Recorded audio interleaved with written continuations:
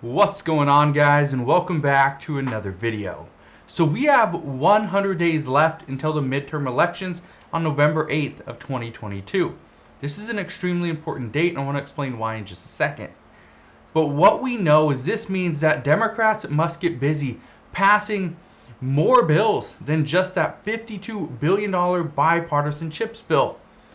What I can tell you right now is that the Americans' savings is dropping quickly, right? People are struggling. Businesses are having a tough time staying open.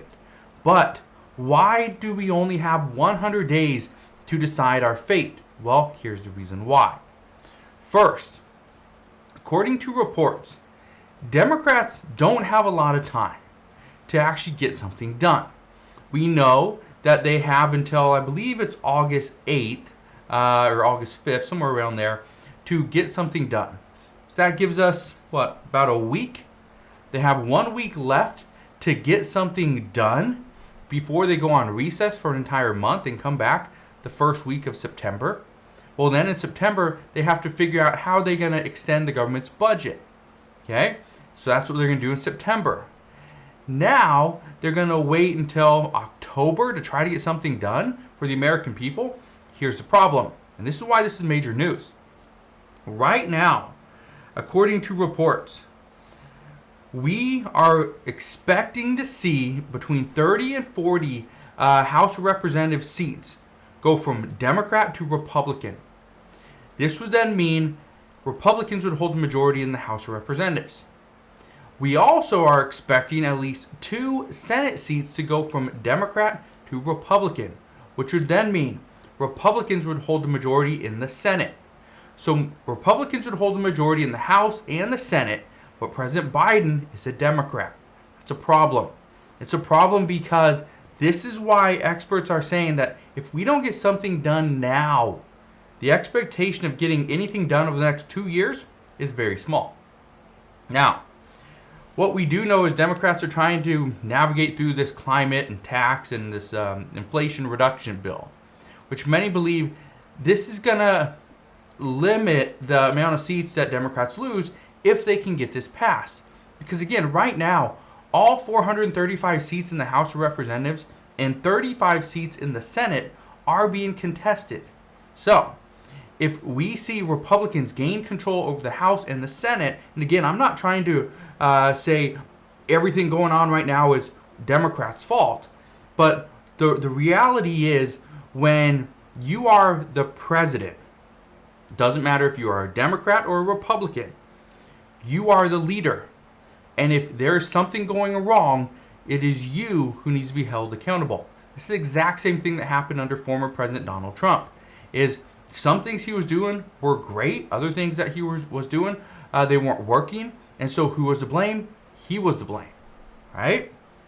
Now, I want to just explain why many economists believe that this upcoming midterm election is going to be troubling for the Democratic Party. And it's because there's a key gauge that many economists use, and it's called the misery index. And you calculate the misery index by adding up inflation, the inflation rate, and you add up unemployment. And then you project it through the election day, right?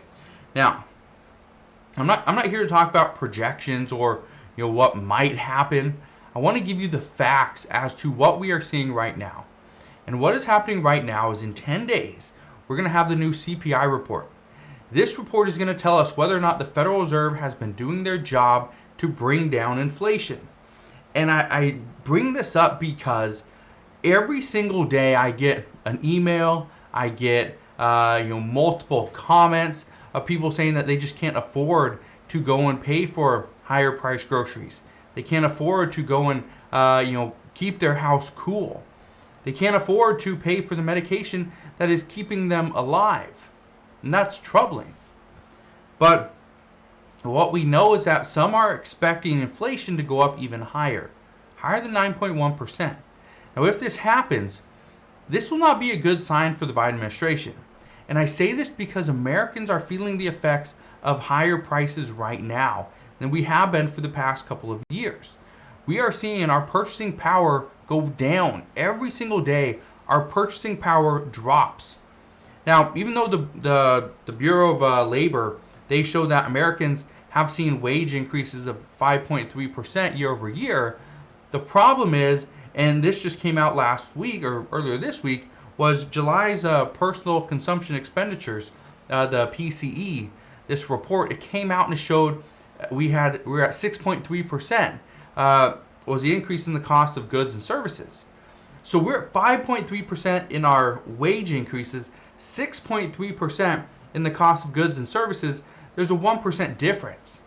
Now, I personally believe that 1% difference should be greater, because that's not what we're seeing. We're not just seeing a 1% difference. We're seeing something like a 10 to 20% difference, and that's huge. Now, Americans are turning to their savings in order to get through these tough times. And I brought this up before, and I've asked you this as well. How many of you are using your savings in order to get through these tough times? You maybe are using credit cards and going into debt just to make sure that you have food on the table and a roof over your head.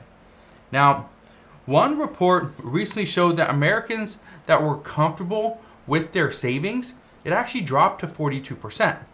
This number 2 years ago was 54%. So you can see the big decline here. And now what we are seeing is households are not just dipping into their savings, but once their savings is pretty much gone, they are actually dipping into retirement. They're dipping into retirement savings in order to get through this tough time. Here's the reason why this is a horrible idea. Or I'm not going to say it's a horrible idea, because here's the thing.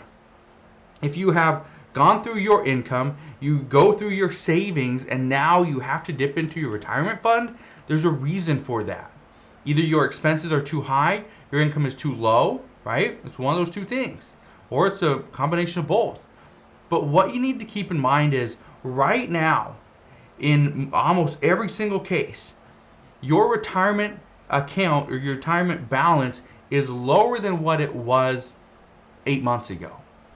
Because of this, it's a horrible time to be cashing out and taking money out of retirement. You should be putting more money in. Now again, this isn't financial advice, but that's the problem. And I've seen this from many people that I know, that they keep seeing their stock portfolio drop, the account value drop. So what do? They sell. Now that's not what I'm doing. Now that everything's lower, I'm putting more money in.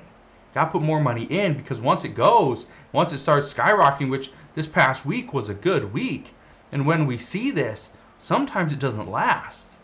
But if it does, and we're putting money in all the way at the bottom, and then we just ride that wave up, that's where we can really see our retirement accounts grow. So again, it's not financial advice, but maybe now is not the time to be selling in order to pull money out. But in any instance, if that's the only option you have, that's the only money you have sitting around, you have to use it.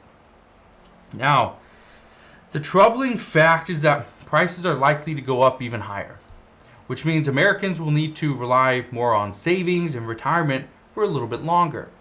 Now, according to a recent news report, what we are seeing is that, and what we are expecting according to Ukraine's president, is we are expecting Ukraine's harvest could actually produce less than half of what they did last year. Now, if this happens, there will be a global food crisis, and this will bring the cost of goods up even higher. But not only that, we are seeing the fire in California just devastate many communities. It's hurting crops. We're seeing the drought that we are experiencing throughout the United States, but pretty much 99% of California.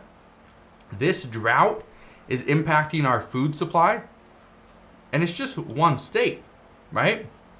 But that's the thing.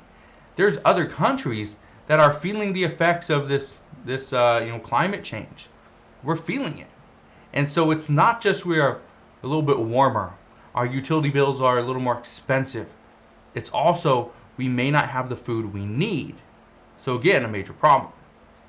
Here's another major problem that a lot of people don't realize. And it has to do with Nancy Pelosi. Now, I'm not saying Nancy Pelosi is the problem. Okay, you can take it as you want. But what we know is right now, Nancy Pelosi could potentially decide the fate of the United States. Because does Nancy Pelosi decide to visit Taiwan as she starts her 4-country Asian tour? As of right now, what we know is Taiwan was not mentioned in her itinerary after China pretty much threatened to shoot down her plane if it enters into their airspace. However, she will visit Singapore, she'll visit Malaysia, South Korea, and Japan. Now, I bring this up because right now, if Nancy Pelosi decides to visit Taiwan, according to multiple experts, this would start an all-out war between China and the United States. And if this happens, who knows what prices are going to do? Are they going to go up? Yeah.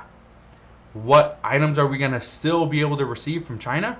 Honestly, might not receive anything. So that could be very troubling, especially for people that are driving an electric car. You need the batteries, right? For people that are in businesses that need goods that are coming from China, yeah, it could be a big mistake to go and visit Taiwan and potentially escalate the situation.